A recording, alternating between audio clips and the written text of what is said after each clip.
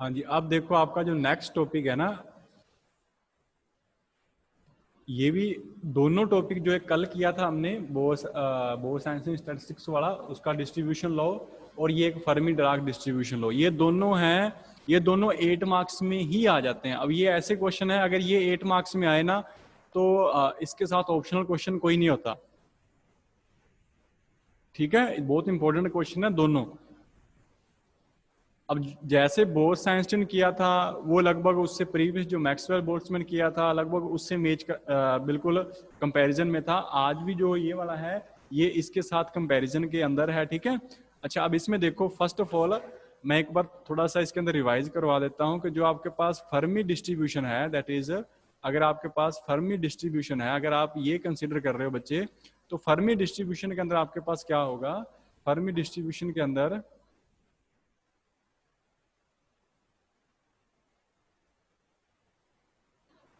अब देखो जो फर्मी डिस्ट्रीब्यूशन है, मैंने उस दिन भी आपको बोला था कि आपको इन तीनों के अंदर क्या डिफरेंसेस हैं, क्या कंपैरिजन है, वो आपको पता हो। ठीक है, आज जो आपका फर्मी डिस्ट्रीब्यूशन है ये हम किन पार्टिकल के ऊपर अप्लाई करते हैं, जो पार्टिकल आपके पास कौन से होते हैं, दैट इज इनडिस्टिंग्विशेबल। ठीक है, जो आपके पास पार्टिकल कौन से हैं, इनडिस्टिंग्विशेबल पार्टिकल्स हैं, उनके ऊपर आप अप्लाई करते हो इनको। ठीक है, यहाँ आप आइडेंटिकल कह सकते हो।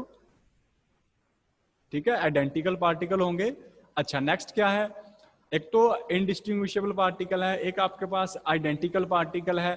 उसके बाद में इसके साथ जो आपके पास नेक्स्ट है वो ये है कि जो फर्मी डिस्ट्रीब्यूशन है वो किन पार्टिकल्स के ऊपर अप्लाई होता है, जिनको हम फर्मियोन्स बोलते हैं। ठीक है, अब वो फर्मियोन्स कौन से होते हैं, फर्मियोन्स बच्चे वो हैं जिनकी जो आपके पास स्पिन होती है वो कैसी होती है, दैट इज हाफ इंटीग्रल होती है। जिनकी स्पिन आपके पास क्या है, that is half integral spin है उनके लिए, जैसे 1/2, 3/2, 5/2, इस टाइप की जो स्पिन होगी उनके ऊपर अप्लाई करते हैं। तो इट मीन्स इलेक्ट्रॉन जो होता है, इलेक्ट्रॉन हो गया, प्रोटॉन हो गया, न्यूट्रॉन हो गया, इनकी स्पिन हाफ होती है, तो आप इनके ऊपर अप्लाई कर सकते हो। ठीक है, तो दूसरा ये क्या है, ये कौन से पार्टिकल हैं, दीज आर द फर्मियोनिक पार्टिकल है अपने पास। ठीक है, दीज आर फर्मियोनिक पार्टिकल हैं। ठीक है, अब दूसरा इसके अंदर क्या है, दैट इज इलेक्ट्रॉन, प्रोटॉन और न्यूट्रॉन है। अब यहाँ पे हमने यही केस करना है कि जो आप फर्मी डिस्ट्रीब्यूशन है वो हमने इलेक्ट्रॉन्स जो है उनके ऊपर अप्लाई करना है, और इसके विद रिस्पेक्ट टू जो रिजल्ट है आपके पास, इलेक्ट्रॉन, प्रोटॉन और न्यूट्रॉन सभी के ऊपर अप्लाई कर सकते हो। ठीक है,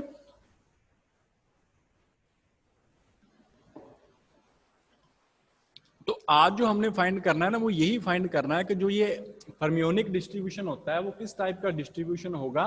अब इसमें देखो बच्चे, नेक्स्ट जो है वो है इसके अंदर कि ये, इसके अंदर एक कंडीशन और थी और वो सबसे इंपॉर्टेंट थी कि इसके अंदर वन सेल के अंदर मेरे पास वन सेल, ठीक है, that is one cell and one particle. ठीक है, इसके अंदर ये भी कंडीशन आपने याद रखनी है, that is most important, one cell one particle.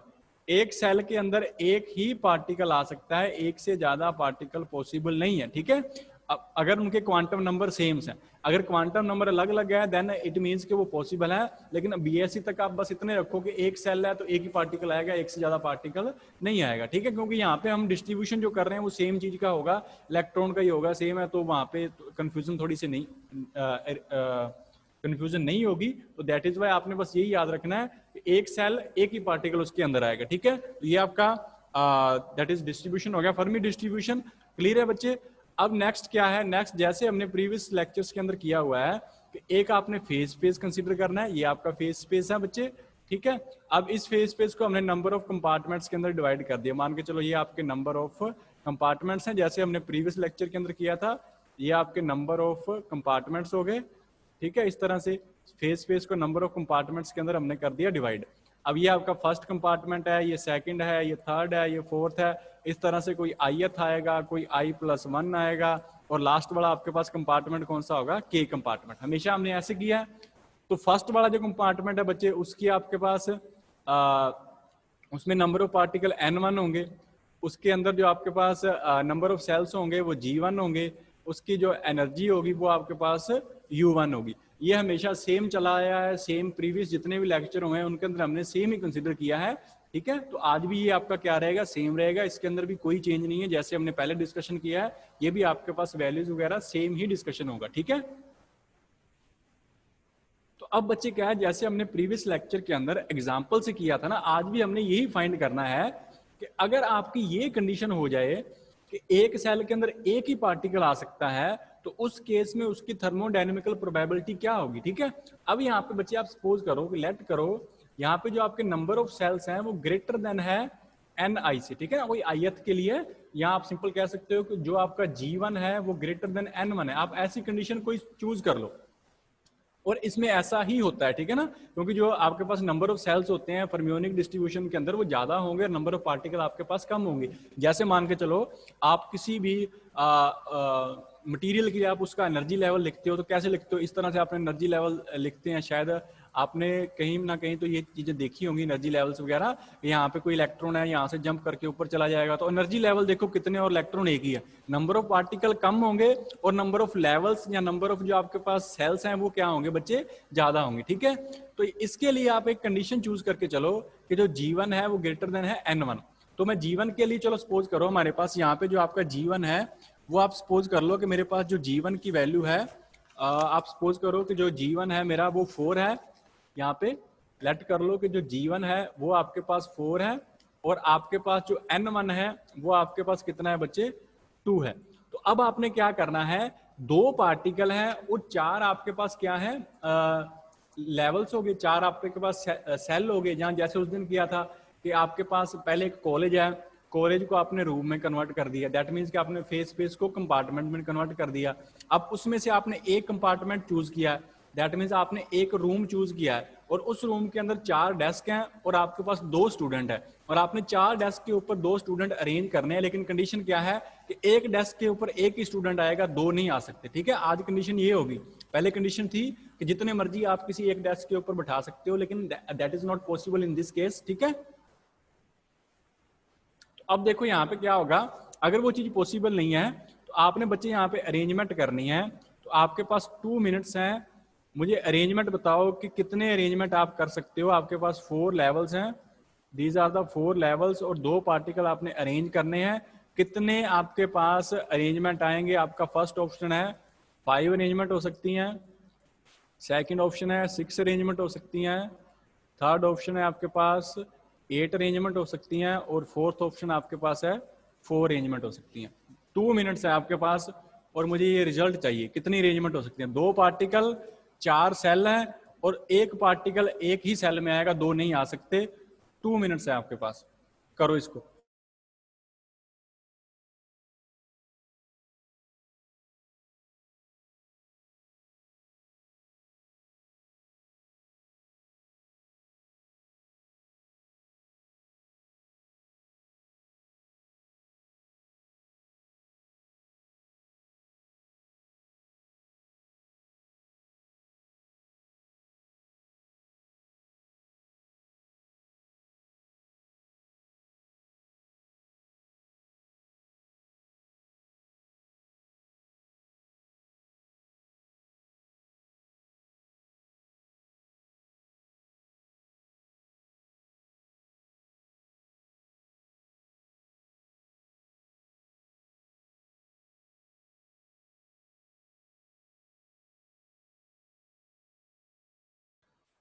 हाँ जी बच्चे, क्या आंसर आया इसका।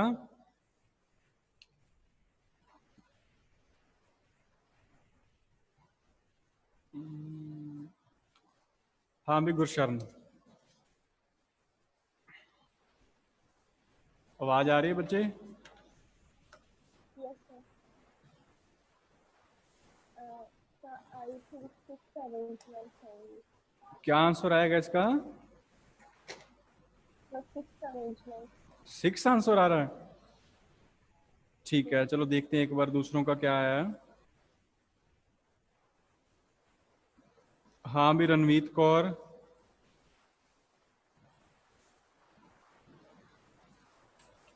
क्या आंसर आएगा इसका।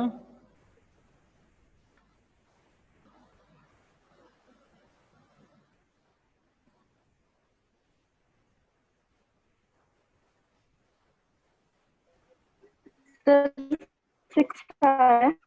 6 आंसर आया है। अब मेरा तो शायद 8 आ रहा है। चलो देखते हैं 6 आएगा या नहीं आएगा।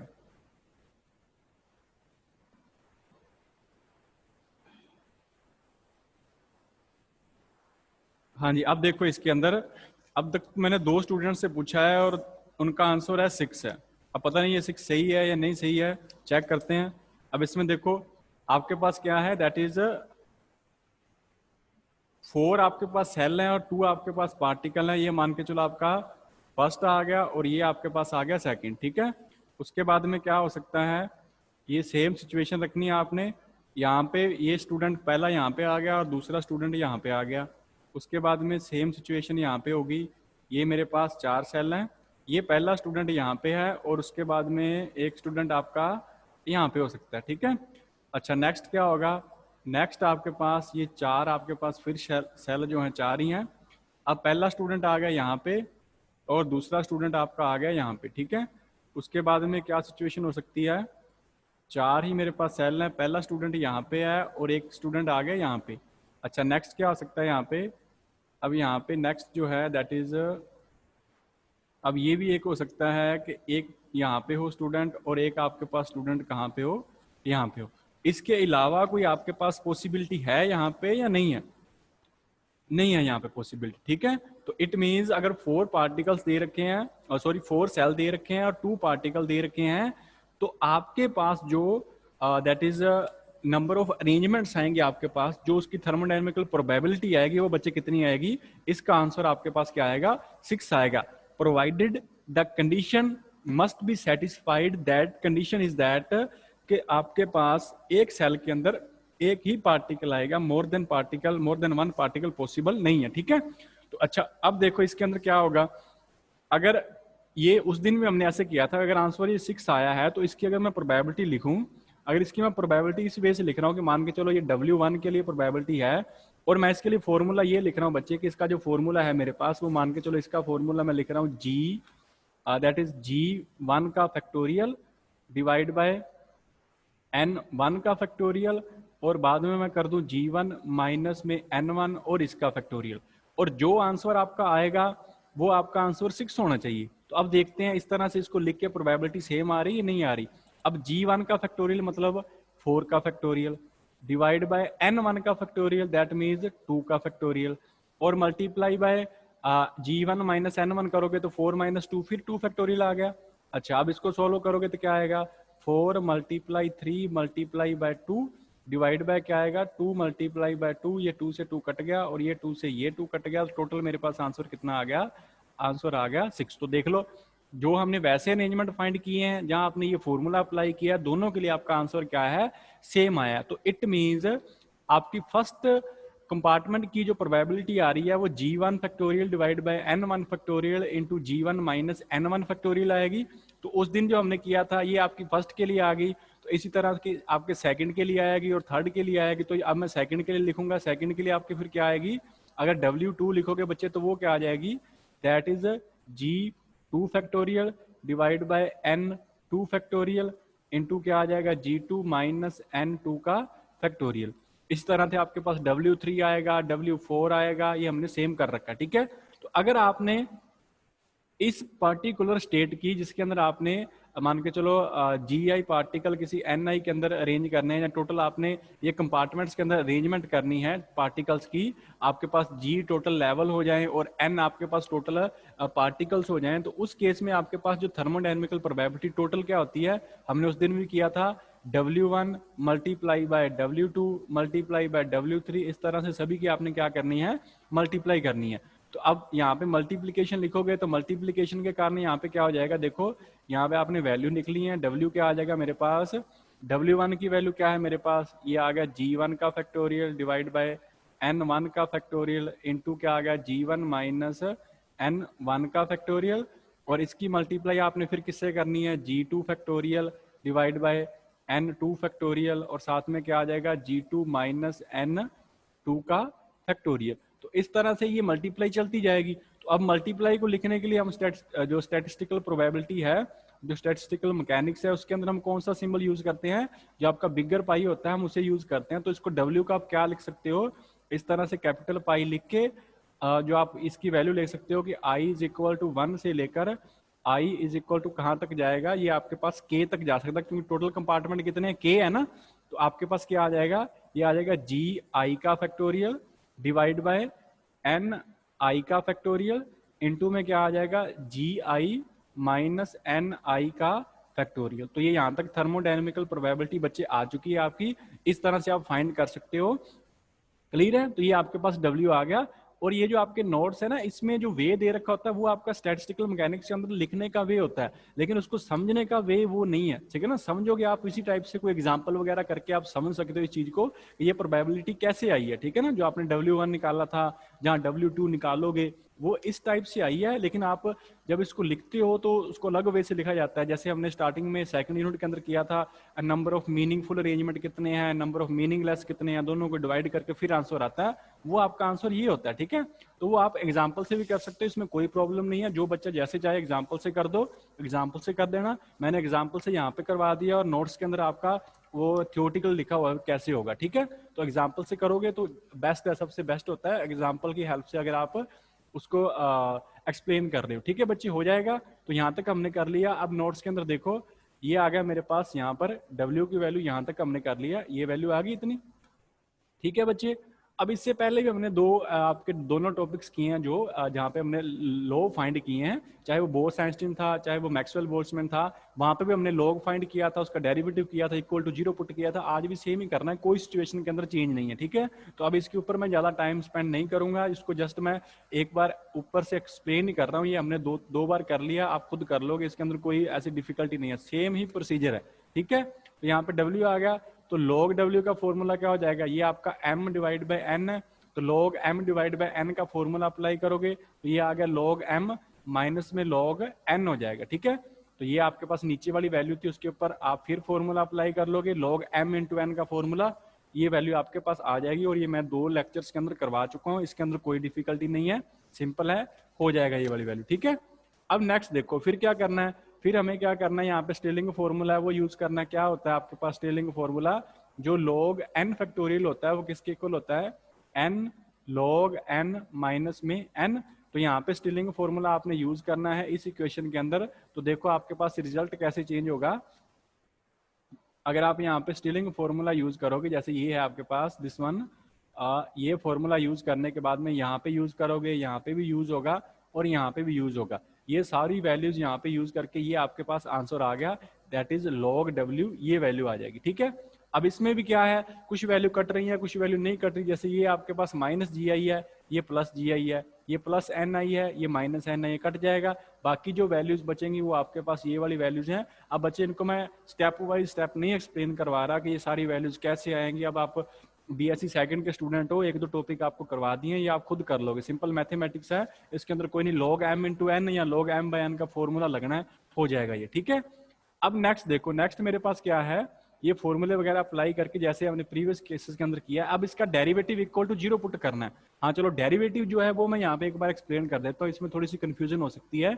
अब हमने इसका डेरिवेटिव फाइंड करना, देखो बच्चे इस इक्वेशन का डेरिवेटिव, तो यहाँ पे डेरिवेटिव ऑफ log W जो आएगा वो बच्चे क्या आएगा, तो समेशन तो बच्चे बाहर रहेगा, सेम ही है, चलो ठीक है। अब इसका पहली टर्म है, इसका अगर अप्लाई करोगे तो ये तो बच्चे 0 आने वाली है, टोटल नंबर ऑफ सेल्स आपके पास कांस्टेंट है, नंबर होगा तो ये तो 0 आएगा, इसको छोड़ो। अब इस टर्म के ऊपर अप्लाई करना है, माइनस आ गया, u इंटू वी अप्लाई करो, तो पहले तो DNI लिखो, ठीक है, log NI आपका सेम रहेगा, log NI आपका सेम है। अच्छा, उसके बाद में प्लस का साइन आएगा, इसको चलो एक बार माइनस में रखो, फिर यहाँ पे प्लस का साइन आएगा, NI सेम रहेगा, और log NI को अगर डेरिवेटिव करोगे तो 1/NI आ जाएगा, log x का 1/x होता है ना, तो NI का फिर करोगे तो साथ में क्या आ जाएगा, DNI आ जाएगा, ये फर्स्ट टर्म के लिए आ गया। अब इस नेक्स्ट टर्म के लिए देखो, फिर यहाँ पे आगे माइनस साइन है, तो GI माइनस NI का करोगे तो क्या हो जाएगा, GI का तो 0 हो जाएगा, NI का करोगे तो माइनस DNI आ जाएगा, log का करोगे, log का तो करना ही नहीं, u into v formula apply करना है ना, GI माइनस NI हो जाएगा, ठीक है। अच्छा, नेक्स्ट क्या होगा, नेक्स्ट है मेरे पास, अब GI माइनस NI जो है उसको हमने सेम रखना है, GI माइनस NI इसको आपने सेम रखना है, और log GI NI का करोगे तो 1/GI माइनस NI। अब GI माइनस NI का फिर करोगे तो क्या आएगा, माइनस में DNI आएगा, और ये आपके पास टोटल ब्रैकेट क्लोज हो जाएगी, ठीक है। अब यहाँ पे जो चीजें कट रही हैं उनकी कटिंग वगैरह करके एन आई कट रहा है, ये आपका डी एन आई क्या आ गया, प्लस का आ गया, और यहाँ पे आपका डी एन आई मेरे पास क्या है, दैट इज ये आपका टोटल माइनस का शो हो जाएगा, तो ये कटिंग वगैरह इसकी हो जाएगी, ठीक है। क्लियर है, हो जाएगा ये, इसमें कोई कंफ्यूजन तो नहीं है, ठीक है। अब इसको कर लेना, ठीक है। अब नेक्स्ट देखो मेरे पास ये जो आपके नोट्स के अंदर दे रखा है यू इंटू वी का फॉर्मूला अप्लाई करने के बाद में ये देखो यहाँ पर ये वैल्यू मेरे पास आ जाएगी। अब इसको सॉल्व करोगे तो यहाँ पे क्या हो जाएगा, ये देखो माइनस डी एन आई है, ये प्लस का डी एन आई, ये कट जाएगा, बाकी दो वैल्यूज बचने वाली यहाँ पे, वो दो वैल्यूज यहाँ तक आ गए, ठीक है। अब यहाँ पे समेशन कॉमन था वो बाहर निकाल लिया, इसमें भी डी एन आई था, इसमें भी डी एन आई था, उसको हमने क्या कर लिया, बाहर निकाल लिया, हो जाएगा, इसमें कोई डिफिकल्टी नहीं है, ठीक है। क्लियर है। तो ये वैल्यूज यहां तक फाइंड करने के बाद में क्या करना है आपने, इससे पहले भी हमने तो यही किया ना कि आप मोस्ट प्रोबेबल निकाल रहे हो, स्टेट के बारे में बात कर रहे हो, तो वो इक्विलिब्रियम की स्टेट होती है, तो इक्विलिब्रियम के लिए आपके पास वैल्यू कांस्टेंट होती है और कांस्टेंट का डेरिवेटिव आपके पास जीरो होता है, तो यहाँ पे आप डेरिवेटिव इसका क्या लोगे, जीरो कंसिडर करोगे। मोस्ट प्रोबेबल स्टेट के लिए इक्विलिब्रियम वाली जो स्टेट है उसके लिए आपके पास डेरिवेटिव इसका जीरो होगा, तो इक्वल टू जीरो पुट करोगे तो ये सिचुएशन आ गई मेरे पास, ये देखो इक्वल टू जीरो पुट कर दो इसको, ये सिचुएशन आ गई। अब देखो, अब बच्चे जो हमने कल टॉपिक किया था ना उसके अंदर एक चेंज था, वो ब्लैक बॉडी वाला केस था, उसके अंदर नंबर ऑफ पार्टिकल कांस्टेंट नहीं थे, लेकिन ये आपके पास नंबर ऑफ इलेक्ट्रॉन है, जितने मान के चलो स्टार्टिंग में यहाँ पे इलेक्ट्रॉन बैठे थे आपके पास 3 इलेक्ट्रॉन्स थे, ठीक है। अब आपने इसको टेम्परेचर दिया और ये इलेक्ट्रॉन अपर किसी लेवल्स के अंदर चले गए, एक इलेक्ट्रॉन यहाँ पे बैठा है, 2 इलेक्ट्रॉन ऊपर बैठे हैं, इलेक्ट्रॉन के नंबर तो नहीं चेंज हुआ ना, आपने टेम्परेचर वगैरह दिया, इलेक्ट्रॉन एक स्टेट से दूसरी स्टेट जा रहा है, नंबर ऑफ इलेक्ट्रॉन नहीं चेंज हुए, तो इसका मतलब क्या है, इस केस में नंबर ऑफ इलेक्ट्रॉन आपके पास क्या रहेंगे, एन जो है वो क्या रहेगा, कांस्टेंट रहेगा, ठीक है। तो अगर आपका एन कांस्टेंट रहेगा इसका मतलब आपके पास जो समेशन एन आई है वो भी आपका क्या रहेगा, कांस्टेंट रहेगा। अगर ये कांस्टेंट रहेगा तो इसका डेरिवेटिव बच्चे क्या होगा, फिर इसका डेरिवेटिव आपके पास क्या हो जाएगा, डी एन आई, इसका डेरिवेटिव हो जाएगा जीरो। तो जैसा हमने पहले किया था, इस इक्वेशन को माइनस अल्फा से मल्टीप्लाई करनी है, प्रीवियस लेक्चर के अंदर हमने यही चीज कर रखी है, ठीक है। अच्छा, उसके बाद में क्या होगा कि अगर नंबर ऑफ पार्टिकल कांस्टेंट है, एनर्जी तो हमेशा ही कांस्टेंट रहती है, तो आपके पास जो यू होगी एनर्जी आपके पास, वो समेशन क्या होगी, एन आई यू आई जो होगी वो भी मेरे पास क्या रहेगी, कांस्टेंट। तो डी यू कांस्टेंट है तो इसका डी यू क्या होगा, जीरो होगा, तो ये आ गया समेशन यू आई इंटू क्या आ गया, डी एन आई, इसका डेरिवेटिव क्या हो जाएगा, जीरो हो जाएगा। तो इस इक्वेशन को आपने मल्टीप्लाई करनी है माइनस बीटा से, तो ये बन गया minus beta summation u i d n i equal to zero. तो अब ये दो इक्वेशंस हमने कहाँ यूज करनी, जैसे हमने प्रीवियस लेक्चर्स के अंदर किया है, एक तो ये इक्वेशन और एक आपकी ये वाली इक्वेशन आपको इस इक्वेशन के अंदर ऐड कर देनी, क्योंकि दोनों का सम जीरो है, तो सम जीरो है तो वहां पे ऐड करो सब्ट्रैक्ट करो, वो चेंज होने वाला नहीं है, ठीक है ना, वो उसकी वैल्यू चेंज नहीं होगी, तो आप ऐड कर सकते हो, आप माइनस भी कर सकते हो, किसी को इसके अंदर कोई प्रॉब्लम, दो हमारे पास हमने दो सेम टॉपिक किए हैं, ऐसे ही थे टॉपिक्स, उनके अंदर भी सारा डिस्कशन ऐसे ही किया है, तो मुझे नहीं लग रहा कि इसके अंदर कोई डिफिकल्टी होगी, हमेशा ऐसे करना है, माइनस अल्फा माइनस बीटा से मल्टीप्लाई करके और ऐड करोगे या सब्ट्रैक्ट करोगे, दोनों बातें सेम ही है, ठीक है, हो जाएगा। अच्छा, अब देखो, अब इनको ऐड वगैरह करने के बाद में जो आपके पास इक्वेशन आएगी, वो आपके पास जो इक्वेशन आ रही है वो है आपके पास दैट इज ये आ गई इक्वेशन, दोनों को ऐड करने के बाद ये देखो, ये दोनों पहले थे और ये दोनों आपने ऐड कर दिए और डीएनआई बाहर निकाल लिया, ठीक है, यही था ना, मैंने अभी लिखा था कि वो क्या था, माइनस अल्फा और समेशन आपके पास क्या था, डीएनआई था, एक वैल्यू ये थी, और एक थी minus beta summation u i, और साथ में क्या था, डीएनआई था। तो ये समेशन भी हमने बाहर निकालना है, ये देखो समेशन बाहर आ गया, उसके बाद में डीएनआई भी बाहर निकालना, ये भी बाहर आ गया, बचेगा क्या, एक में माइनस अल्फा बचेगा, एक में माइनस बीटा यू आई, बस ये वैल्यू बचने वाली, ठीक है, तो वो वैल्यू इस इक्वेशन के अंदर लिखी हुई है। क्लियर है, हो जाएगा, ये वैल्यू आ गई है, सिंपल है। अब क्या करना है, अब आपने क्या करना है, इसमें से अगर ये इक्वेशन इक्वल टू जीरो है तो टोटल ये डीएनआई जो है इसका कंपैरिजन करोगे तो इसका मतलब ये इनसाइड वाली जो इक्वेशन है वो आपके पास क्या हो जाएगी, that is equal to zero.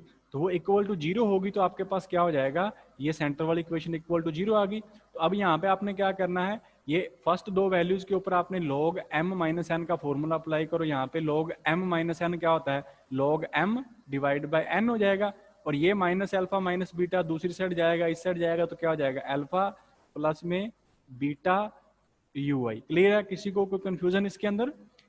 ठीक है ना, ये log m by n solve करोगे तो आपके पास क्या आ जाएगा, दैट इज अल्फा प्लस में बीटा यू आई। ठीक है, आई थिंक हो जाएगा, इसमें कोई डिफिकल्टी नहीं है। अच्छा, अब नेक्स्ट देखो यहाँ पे, अब नेक्स्ट क्या है मेरे पास, अब नेक्स्ट जो है वो है, अब हमने इस इक्वेशन को सॉल्व करना है। तो सॉल्व कैसे करोगे, अगर log को आपको रिमूव करना हो तो आपको एक्सपोनेंशियल करना पड़ता है। तो इस साइड एक्सपोनेंशियल करोगे तो क्या हो जाएगा बच्चे, ये आपका सेम हो जाएगा, log कट जाएगा। इस साइड एक्सपोनेंशियल करोगे तो e raise to power alpha plus beta you i. ठीक है, अब यहाँ पे इस इक्वेशन को देखो, ये वाली जो इक्वेशन है जो मैंने रेड सर्कल के अंदर अब की है, इसको देखो, यहाँ से ये क्या आ गया, G I divide by N I, और माइनस में क्या आ गया, N I divide by N I is equal to E raise to power alpha plus में क्या आ गया, बीटा यू आई। तो यहाँ पे एन आई से एन आई कट गया, जो इक्वेशन बनेगी वो बन गई g I divide by N i minus one e raise to alpha plus beta you i. ठीक है, तो अब यहाँ से क्या होगा, अब यहाँ से बच्चे ये जो माइनस वन है वो इस साइड चला जाएगा और क्या हो जाएगा, प्लस वन हो जाएगा। वो इक्वेशन आपके पास ये रही, हो गया प्लस वन। अब नेक्स्ट क्या है, जैसे हमने प्रीवियस लेक्चर्स के अंदर n फाइंड करना होता है, टोटल नंबर ऑफ पार्टिकल्स कितने हैं उस पर्टिकुलर स्टेट के अंदर, पर्टिकुलर इंटरवल के अंदर, तो वो अगर फाइंड करना है तो यहाँ से अगर ni फाइंड करना है तो उसको रिवर्स करना पड़ेगा। ये रहा आपके पास, इस इक्वेशन से ni फाइंड करना है तो क्या आ जाएगा, ni is equal to G आई है, ये इसके नीचे आ जाएगा, तो ये क्या आ जाएगा, e raise to power alpha plus में बीटा यू आई, और यहाँ पे आपके पास प्लस का वन हो जाएगा। ठीक है बच्चे, क्लियर है, ये N I is equal to, that is N I is equal to G I divide by E raise to alpha plus beta you I plus में वन हो गया। ठीक है, और ये यहाँ पे बीटा की वैल्यू क्या है आपके पास, बीटा जो होता है वन बाई के टी होता है, तो ये आपके पास ये आ गया, यहाँ पे बीटा की वैल्यू पुट करोगे तो ये आपके पास क्या आ गया, वन बाय के टी आ गया। तो इसी लॉ को आप क्या बोलते हो, ये आपके पास फर्मी डिराक डिस्ट्रीब्यूशन जो लॉ है, ये वो लॉ है जिसके अंदर आप फर्मियोन्स कैसे डिस्ट्रीब्यूट करोगे उसके नंबर्स के बारे में आपको बता रहा है। तो ये आपके पास कौन सा डिस्ट्रीब्यूशन लॉ है, that is a Fermi distribution law है। तो अब जैसे उस दिन हमने किया था कि अगर आपने u से लेकर u प्लस डी यू इस इंटरवल के अंदर फाइंड करना है और उन पार्टिकल्स की मेन एनर्जी u है, तो ये सिचुएशन कैसे चेंज, ये इक्वेशन कैसे चेंज हो जाएगी, ये हो जाएगी N U D U is equal to G U, इस रेंज के अंदर डी यू, और डिवाइड बाय जो भी वैल्यू है ई रेज टू अल्फा है, E raise to U by K T है, और प्लस में क्या आ जाएगा, वन आ जाएगा। उस दिन वाली इक्वेशन जो हमने बोस-आइंस्टीन में निकाली थी और जो आज निकाली, दोनों में बस एक ही डिफरेंस है बच्चे, वहां पे ये माइनस वन था, आज आपके पास क्या आया है, प्लस वन आया। ठीक है ना, तो दोनों में ध्यान रखना, जो आपका बोसोन्स होते हैं उनके लिए भी इक्वेशन सेम ही होती है, बट वहां पे ये जो प्लस वन की जगह माइनस वन होता है, और जो आपके फर्मियोन्स होते हैं उसके लिए भी इक्वेशन सेम ही है, नंबर ऑफ पार्टिकल्स वगैरह फाइंड करने का वे भी सेम है, बस वहां पे प्लस वन की जगह क्या, माइनस वन की जगह क्या आ जाएगा, प्लस वन आ जाएगा। यहाँ देख लो, ये आपके पास क्या है, दैट इज प्लस वन। ठीक है बच्चे, तो कोई इसके अंदर कोई ज्यादा ऐसा नहीं है कि तीनों जो आपके टॉपिक्स हैं तीनों इंपॉर्टेंट हैं, और डेफिनेटली आपको एग्जाम में इन तीनों में से दो तो आपके फिक्स है, मिलेंगे। ठीक है, अब इसके अंदर देखो, यहाँ पे नेक्स्ट मेरे पास क्या है, ये जो आपके पास आ गया that is N U D U, और इसी को आप क्या बोलते हो, that is the Fermi Dirac distribution law. किसके लिए निकाला बच्चे, ये बच्चे एनर्जी के निकाला। ध्यान रखना, एग्जाम में जो क्वेश्चन आएगा ना वो पर्टिकुलर आपको पूछा जाएगा कि एनर्जी के लिए निकालो, जहां आपको मोमेंटम के लिए बोलेगा, या किसी भी टर्म में बोल सकता है वो। ठीक है, तो अब एनर्जी निकाल लिया तो मोमेंटम में कैसे निकालोगे, एनर्जी का फॉर्मूला क्या होता है, P square divide by 2m।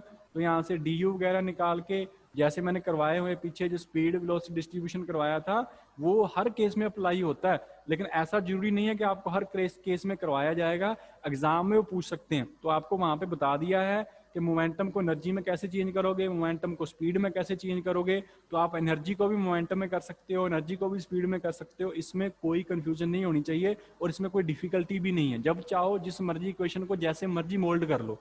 ठीक है, तो ये आपके पास आपका नेक्स्ट जो डिस्ट्रीब्यूशन लॉ है ये भी कंप्लीट है। तो इस यूनिट में जो आपके मेन टॉपिक थे ना, ये तीन मेन टॉपिक थे, वो आपके कंप्लीट हो चुके हैं। बाकी जो छोटे छोटे टॉपिक हैं, कोई 4 मार्क्स में आता है, कोई आपका 2 मार्क्स में आता है, वो टॉपिक बचे हैं। वो 1-2 दिन अगर क्लासेस 2-3 दिन लगेंगी और तो वो उसके अंदर वो लगभग आपका हो जाएगा लगभग। ठीक है, तो बच्चे ये जो आपका यूनिट है, ये वाला जो आपका टॉपिक है मेनली जो आज हुआ है, और जो इससे पहले हमने किए हैं तीनों स्टेटिस्टिक्स जो आपके हैं, दैट इज ये वाला